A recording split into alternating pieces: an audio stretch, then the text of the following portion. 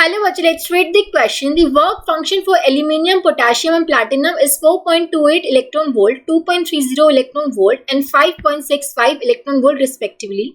Arrange their respective threshold frequencies in decreasing order and choose the correct option from the given choices. Okay, so हमें तीन materials के लिए Al is representing aluminium, K is a potassium and Pt is a platinum. ठीक है, इन तीनों materials के लिए हमें work function given है. Work function फाई हमें given that is H new not. ठीक है, न्यू नॉट क्या है हमारा, ये थ्रेशोल्ड फ्रीक्वेंसी है.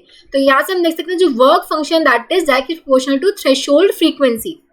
ठीक है, एच तो हमारा कांस्टेंट है, प्लैंक्स कांस्टेंट. तो यहाँ पे हम देख सकते हैं जो हमारा वर्क फंक्शन होगा डायरेक्टली प्रोपोर्शनल होगा किसके, थ्रेशोल्ड फ्रीक्वेंसी के.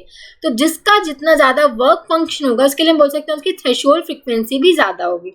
यहाँ पे हम देख सकते हैं कि वर्क फंक्शन के लिए वर्क फंक्शन सबसे ज्यादा किसका है, यहाँ पे आप देख सकते हो वर्क फंक्शन आपका सबसे ज्यादा है प्लैटिनम के लिए.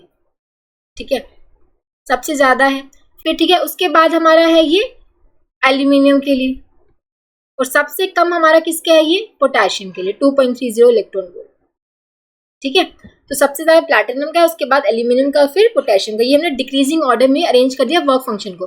अब यहाँ पे हम देख सकते हैं जो वर्क फंक्शन डायरेक्टली प्रोपोर्शनल है थ्रेशोल्ड फ्रीक्वेंसी के. जिसकी सबसे ज्यादा वर्क फंक्शन है उसका थ्रेशोल्ड फ्रीक्वेंसी भी सबसे ज्यादा होगा. तो threshold frequency of platinum would be greater than threshold frequency of aluminium, threshold frequency of potassium. तो सबसे ज्यादा जो थ्रेशोल्ड फ्रीक्वेंसी होगी वो प्लैटिनम की होगी, उसके बाद एल्यूमिनियम, उसके बाद पोटेशियम. ठीक है, तो जो कि हम देख सकते हैं कि उसमें दे रखा है ऑप्शन ए में. Option A would be the correct choice. I hope आप सबको समझ आया होगा. Thank you so much.